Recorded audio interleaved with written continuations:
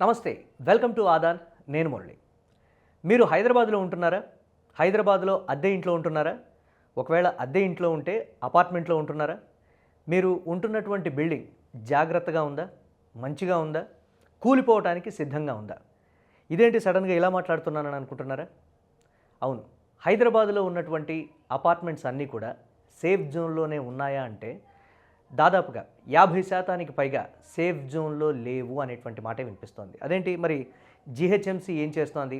GHMC దీనికి సంబంధించి అన్ని పర్మిషన్లు ఇస్తుంది కదా, అధికారులు అందరూ కూడా సేఫ్ అని చెప్పాకే కదా ఆ ప్రాంతంలో కట్టడాలు జరుగుతున్నాయి అని అంటే, రీసెంట్గా కొండాపూర్ డివిజన్ పరిధి హైదరాబాద్కు సంబంధించి సిద్దికీ నగర్ ఆ కాలనీలో జరిగినటువంటి ఒక పరిణామం, బిల్డింగ్ పక్కకు ఒరిగిపోయింది.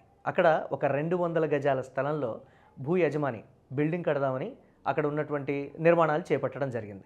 సో అతను నిర్మాణం చేపట్టినటువంటి 2-3 రోజులకే పక్కనే ఒక 60 గజాల స్థలంలో గతంలో కట్టినటువంటి ఒక బిల్డింగ్కి సంబంధించి 200 గజాల స్థలంలో నిర్మాణం చేపట్టగానే పక్కనే 60 గజాల స్థలంలో ఆల్రెడీ ఎప్పుడో కట్టినటువంటి ఇంటికి సంబంధించి పిల్లర్లు బయటకు వచ్చాయి. మరి 200 గజాల స్థలంలో కడుతున్నటువంటి బిల్డింగ్ నాణ్యతతో లేదా, లేకపోతే మంచి ప్రమాణాలు పాటించలేదా అంటే, ఇది సక్రమంగా కడుతున్నారు కాబట్టి 60 గజాల స్థలంలో బహుళంతస్తుల భవనం, అంటే దాదాపుగా ఒక 4-5 అంతస్తులకు పైగా కట్టారు అక్కడ. ఆ భవనం కుంగిపోయి మొత్తం కూడా పక్కకు ఒరిగిపోయేటప్పటికీ ఆ ప్రాంతంలో ఒక భయానక వాతావరణం. ఆ బిల్డింగ్లో ఉన్నటువంటి వాళ్ళందరూ కూడా ప్రాణాలు అరచేతులు పెట్టుకొని పరుగులు పెట్టినటువంటి పరిస్థితి ఉంది. ఎందుకు ఆ సిచ్యువేషన్ వచ్చింది అంటే, హైదరాబాదులో పెరుగుతున్నటువంటి నగరీకరణ కావచ్చు, జనాభా కావచ్చు, లేకపోతే ఐటీ కారిడార్లో ఉండేటువంటి సిచ్యువేషన్స్ ఎలా ఉంటాయనంటే, దగ్గరలో ఉండేటువంటి ప్రాంతంలో మనకు అనువుగా ఎటువంటి బిల్డింగ్స్ ఉన్నాయి, మనకు దగ్గరలో ఏమైనా సౌకర్యవంతంగా ఉన్నాయా అని చూసుకొని ఆ నియర్ బైలో ఉండటానికి ఎక్కువగా కూడా ఐటీ పీపుల్ ఇష్టపడేటువంటి పరిస్థితులు ఉంటాయి. ఎందుకు అనంటే, అక్కడ ఉండేటువంటి స్ట్రెస్ కావచ్చు, లేకపోతే ట్రాఫిక్ సిచ్యువేషన్ కావచ్చు, ఇమీడియట్గా బై వాక్లోనైనా మనకు దొరుకుతాయి కదా అనేటువంటి ఒక ఇది. దీన్ని అదునుగా చేసుకొని ఆ నియర్ బైలో ఉండేటువంటి కాలనీల్లో 60 గజాలు, 70 గజాలు, 100 గజాలు, 150 గజాలు ఇటువంటి దాంట్లో కూడా ఆ యొక్క స్థలానికి పరిమితికి మించి కూడా బహుళంతస్తుల భవనాలు కడుతున్నారు అని అంటే, మనం చూస్తే ఆ బిల్డింగ్లో ఉండే వాళ్ళకి కనీసం ఎండ కూడా తగిలేటువంటి సిచ్యువేషన్ ఉండదు. కిక్కిరిసిపోయి కట్టేటువంటి పరిస్థితులు ఉంటాయి. ఒక ఐటీ కారిడార్లోనే కాదు, మనం చూస్తుంటే హిమాయత్ నగర్ కావచ్చు, లేకపోతే హైదరాబాద్లో ఉండేటువంటి కొన్ని ప్రాంతాలు ఉన్నాయి. పర్టికులర్గా ఆయా ప్రాంతాల్లో కూలిపోవడానికి సిద్ధంగా ఉన్నటువంటి భవనాలు, నాణ్యత లేని భవనాలు, కిక్కిరిసిపోయి మొత్తం కూడా దగ్గరగా కట్టినటువంటి భవనాలు. కొంతమంది చెప్తూ ఉన్నారు, ఇంట్లోంచి బయటకు రాని ఆడవాళ్ళు అయితే అసలు ఎప్పుడు పగలవుతుంది, ఎప్పుడు రాత్రి అవుతుంది అనేది మేము టైం చూసి తెలుసుకోవాల్సి వస్తుంది, అటువంటి పరిస్థితుల్లో మేము ఉన్నాం అనేటువంటి ఒక మాట కూడా చెప్తున్నారు. అంటే హైదరాబాద్లో జనాభా ప్రాతిపదికన, లేకపోతే పెరుగుతున్నటువంటి నగరాభివృద్ధి, నగరం విస్తరిస్తున్నటువంటి పరిస్థితి, జనాభా ఎక్కువ రావటం, డిమాండ్ ఎక్కువగా ఉండటంతో కట్టేటువంటి వాళ్ళు కూడా బిల్డర్లు కావచ్చు, లేకపోతే భూ యజమానులు కావచ్చు, అదే అదునుగా అధికారులకు లంచాలు ఇచ్చి జీహెచ్ఎంసీ నుంచి ఏదో విధంగా పర్మిషన్లు తీసుకొచ్చుకొని తక్కువ స్థలంలో వారు కట్టి అద్దెకిచ్చేటువంటి పరిస్థితి ఉంది. మరి ఎందుకు ఇలా జరుగుతోంది? పూర్తి స్థాయిలో మనం ఉంటున్నటువంటి బిల్డింగ్ సురక్షితమేనా అంటే కాదు అని చెప్తున్నారు దాదాపుగా కూడా. ఇప్పుడు హైడ్రా అక్రమ కట్టడాలు, లేకపోతే కబ్జా చేసినటువంటి స్థలాలు, వీటిని కూలుస్తున్నారు అని అంటున్నారు. కానీ ఆల్రెడీ కట్టి పర్మిషన్లతోటి మంచి ప్రాంతాల్లోనే కట్టి అసలు సక్రమమైనటువంటి కట్టడమేనా, నాణ్యతతో కూడుకున్నటువంటి కట్టడమేనా, వీటిల్లోనే మనం ఉంటున్నామా అనేది ఒక్కసారి ప్రశ్న వేసుకుంటే, అధికారుల దృష్టికి తీసుకొని వెళ్తే దాదాపుగా 60-70% వరకు నాణ్యత తక్కువగా ఉన్నటువంటి కట్టడాల్లోనే ఎక్కువ మంది ఉండేటువంటి పరిస్థితులు ఉన్నాయి. భూ యజమాని ఏమంటాడు, నేను బిల్డర్కి ఇచ్చాను, బిల్డర్ నాకు నాణ్యతతో కట్టాడు, ఇదిగో నా దగ్గర అగ్రిమెంట్ ఉంది, సో ఏ మాత్రం తేడా వచ్చినా కానీ నేను బిల్డర్ మీద కేసు వేస్తాను. ఈ మాటలన్నీ కూడా భూ యజమాని చెప్తూ ఉన్నటువంటి పరిస్థితి ఉంది. కేసులు ఇవన్నీ సంగతి తర్వాత, ఉన్నట్టుండి ఒక్కసారిగా రాత్రికి రాత్రి బిల్డింగ్ కూలిపోతే ఆ బిల్డింగ్లో ఉండేటువంటి వారు కావచ్చు, పక్క బిల్డింగ్లు, ఆ చుట్టుపక్కల ప్రాంతాల్లో ఉండేటువంటి వారు అన్నీ కూడా 5-6 అంతస్తుల భవనాలు ఒక్కసారిగా కూలిపోతే మొత్తం ఆ ప్రాంతంలో దాదాపుగా ఒక 50 మీటర్ల పరిధిలో ఉండేటువంటి భవనాలన్నీ కూడా డ్యామేజ్ అయ్యి ఎంత ప్రాణ నష్టం వాటిల్లుద్ది, ఎంత మేర ట్రాఫిక్ జామ్ అవుద్ది. ఈ సిచ్యువేషన్స్ అన్నీ కూడా జీహెచ్ఎంసీ చూస్తుందా అంటే, ముఖ్యమంత్రి రేవంత్ రెడ్డి వీటి మీద కూడా దృష్టి సారించారు. త్వరలో దీనికి సంబంధించి కూడా ఒక కార్యాచరణ మొదలవబోతోంది అనేటువంటి మాట కూడా చెప్తూ ఉన్నారు. ప్రతి చోట సరే పర్మిట్స్ మంచిగా ఉండి విశాలమైనటువంటి ప్రాంతాల్లో కడుతున్నటువంటి బిల్డింగ్స్ ఏమైనా బాగున్నాయనంటే మైండ్ స్పేస్లో మనం చూసాం.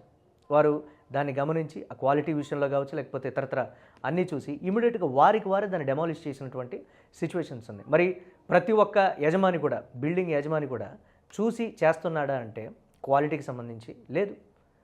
ప్రాణాల మీదకి వచ్చేంత వరకు, లేకపోతే అది కుంగిపోయేంత వరకు కూడా దాన్ని పట్టించుకున్నటువంటి పరిస్థితి. దాని మీద ఎంతవరకు రెంట్ వస్తుంది, ఎన్ని డబ్బులు మనం జనరేట్ చేస్తున్నాము, దానికి ఎంత డిమాండ్ ఉంది, సో ఆ విధంగానే చూస్తున్నారు తప్ప ఎక్కడ కూడా దాన్ని పట్టించుకుంటున్నటువంటి దాఖలాలు అయితే లేవు. అయితే జీహెచ్ఎంసీ పరిధిలోనే ఎందుకు ఇలా జరుగుతోంది అంటే, ఉమ్మడి ఆంధ్రప్రదేశ్ రాష్ట్రం ఉన్నప్పటి నుంచి కూడా జీహెచ్ఎంసీ పరిధిలో అక్రమ కట్టడాలు, మనం బండారి లేఅవుట్ని చూసాం. పర్టికులర్గా దాన్ని చెరువులో కట్టినటువంటి సిచ్యువేషన్. ఒకానొక సమయంలో దాదాపుగా 2-3 సంవత్సరాలు కంటిన్యూగా 3-4 ఫ్లోర్ల వరకు కూడా మునిగిపోతే పడవలేసుకొని ఆ కాలనీకి వెళ్ళి సహాయక చర్యలు చేపట్టి తీసుకొచ్చినటువంటి సిచ్యువేషన్స్ ఉన్నాయి. మరి అటువంటి పరిస్థితులు ఏంటి? అక్కడ ఉన్నటువంటి బిల్డింగ్స్ సురక్షితంగా ఉన్నాయా? పర్టికులర్గా ఒక ఐటీ కారిడార్ అయినా చెరువుల్ని కబ్జా చేసి కట్టినటువంటి వాటిల్లో ఉన్నటువంటి బిల్డింగ్లు సురక్షితంగానే ఉన్నాయా? ఎప్పుడో పాత బిల్డింగ్లు, పక్క కొరిగిపోయిన బిల్డింగ్లు సంగతి పక్కన పెడితే ఉన్నటువంటి ప్రస్తుతం అందరూ నివసిస్తున్నటువంటి దాంట్లో ఎంతవరకు సురక్షితంగా ఉంటున్నాయి అని అంటే ఎవ్వరూ కూడా ఏమీ చెప్పలేనటువంటి మాట. అధికారుల దృష్టికి తీసుకువెళ్ళినప్పుడు వారు చెప్పేటువంటిది ఒకటే, మేము ఆల్రెడీ చెక్ చేసాం, అంతా బాగానే ఉంది అని. మరి ఇప్పుడు అదే 200 గజాల స్థలంలో కట్టడం, నిర్మాణం చేపట్టారు.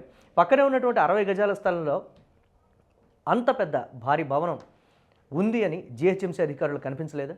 మరి ఎందుకు వాళ్ళు దీన్ని ఫైండ్ అవుట్ చేయలేకపోయారు? 200 గజాల స్థలం దగ్గరికి అధికారులు వచ్చి దాన్ని నోటిఫై చేసి మీరు ఇక్కడ నుంచి ఇక్కడ వరకు కట్టడం కట్టచ్చు, ఇది బార్డర్ అని చెప్పినప్పుడు పక్కనే ఉన్నటువంటి 60 గజాల్లో అక్రమంగా పరిమితికి మించి కట్టినటువంటి ఆ భవనం కనిపించలేదా అనేది అక్కడ ఉంటున్నటువంటి వారు వేస్తున్నటువంటి ప్రధానమైన ప్రశ్న. ప్రభుత్వాలు దీని మీద దృష్టి సారించాలి. అక్రమంగా కబ్జాలు చేసో లేకపోతే ఇతరత్ర వాటి మీద కూడా కూల్చివేతలు చేయాలి, కాదు అనట్లేదు. కానీ ముందుగా జనావాసాల్లో ఉంటున్నటువంటి బిల్డింగ్స్కి సంబంధించి క్వాలిటీ చెక్ అనేది జరగాలి అనేటువంటి ఒక మాట. పెద్ద పెద్ద సంస్థలు చేపట్టేటువంటి నిర్మాణాలకు సంబంధించి క్వాలిటీ చెక్స్ కావచ్చు, లేకపోతే ఇతరత్ర కావచ్చు, అన్నీ కూడా పక్కాగా ఉంటాయనేటువంటి ఒక మాట. దానికి సంబంధించి కూడా జరిగేటువంటి ప్రక్రియ అధికారుల మధ్య ఆలోచన అన్నీ నడుస్తూ ఉంటుంది. కానీ ఇటువంటి సాధారణ బిల్డింగుల పరిస్థితి ఏమిటి? ఐటీ కారిడార్లు, ఇప్పుడు ఈ బిల్డింగ్ పక్కకు ఒరిగిపోయినటువంటి బిల్డింగ్ ఉన్నటువంటి చుట్టుపక్కల ఉన్న భవనాలన్నీ కూడా బిక్కుమంటూ ఆ ప్రాంతం అంతా ఖాళీ చేయాల్సి వచ్చినటువంటి పరిస్థితి ఉంది. ఎందుకు ఆ సిచ్యువేషన్ వచ్చింది అని అంటే, అక్కడ పర్టికులర్గా ట్రాఫిక్ టైంలో ఒకసారి వెళితే 2 బైకులు కానీ లేకపోతే ఒక కారు కానీ ఆ సందులోంచి వెళితే మళ్ళీ తిరిగి అటు పక్క నుంచి ఇటు పక్క నుంచి బైక్స్ ఏవి కూడా వచ్చే సిచ్యువేషన్ ఉండదు. అంత కిక్కిరిసిపోయి కట్టాల్సినటువంటి పరిస్థితి ఎందుకు వచ్చింది? అధికారులు ముందుగా టౌన్ ప్లానింగ్ అధికారులు ఏం చేస్తున్నారు? అక్కడ పర్మిషన్స్ ఇచ్చేటప్పుడు వీటన్నిటికి సంబంధించి అబ్జర్వ్ చేయటం లేదా? 60 గజాల స్థలంలో 4-5 అంతస్తుల భవనం కడుతున్నారు అని అంటే సరిపోతుందా? బిల్డింగ్ నిలుస్తుందా అనేటువంటిది కూడా అధికారులు పట్టించుకోలేదనంటే, హైదరాబాదులో ప్రస్తుతం కట్టినటువంటి కమర్షియల్ బిల్డింగ్స్, హాస్టల్స్ నిర్వహిస్తూ లేకపోతే రెంట్స్కి ఇచ్చినటువంటి బిల్డింగ్స్, డొమెస్టిక్ ఏరియాలో ఉండేటువంటి కుప్పలు తెప్పలుగా వెలిసినటువంటి బిల్డింగ్స్ అన్నీ కూడా సేఫేనా అంటే క్వశ్చన్ మార్క్.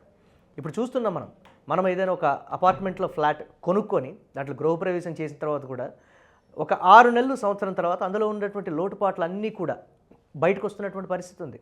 వాళ్ళు కమర్షియల్ కట్టేశారు, బిల్డర్ కట్టాడు, ఇతను భూ యజమాని అమ్మేసుకున్నాడు, కొనుక్కుని రిజిస్ట్రేషన్ చేసుకున్న తర్వాత మళ్ళీ తిరిగి మాట్లాడితే ఎవరు కూడా స్పందించినటువంటి పరిస్థితి. చాలా కేసులు ఇప్పటికీ కూడా కోర్టుల్లో పెండింగ్లో ఉన్నాయి. మేము అతని దగ్గర అపార్ట్మెంట్లో ఫ్లాట్ కొన్నాము, దానికి సంబంధించి పూర్తి స్థాయిలో ఇల్లంతా నీటి చెమ్మొచ్చింది, మొత్తం ఎక్కడికక్కడికి కూడా చెదలబడుతోంది, ఎక్కడా కూడా క్వాలిటీ లేదు, ఒక 6 నెలలు, సంవత్సరం పోయే లోపలిక ఈ విధంగా జరుగుతుంది. ఒక అపార్ట్మెంట్ లైఫ్లో ఉండేటువంటి ఒక డబుల్ బెడ్రూమ్ ఫ్లాట్లోనే ఇన్ని చోటు చేసుకుంటే కంప్లీట్గా ఆ బిల్డింగ్ పరిస్థితి ఏంటి? అలా ఎన్నున్నాయి హైదరాబాద్లో. వీటన్నిటి మీద అధికారులు కూడా దృష్టి సారించాలి అనేది చాలామంది చెప్తున్నటువంటి మాట. ఇప్పుడు ఉన్నటువంటి సిచ్యువేషన్లో మనకు కనిపించేవే దాదాపుగా ఒక నెలలో 10-15 వరకు హైదరాబాద్లో ఉన్నటువంటి లక్షల్లో ఉన్న బిల్డింగ్లో 10-15 కనిపిస్తున్నాయి.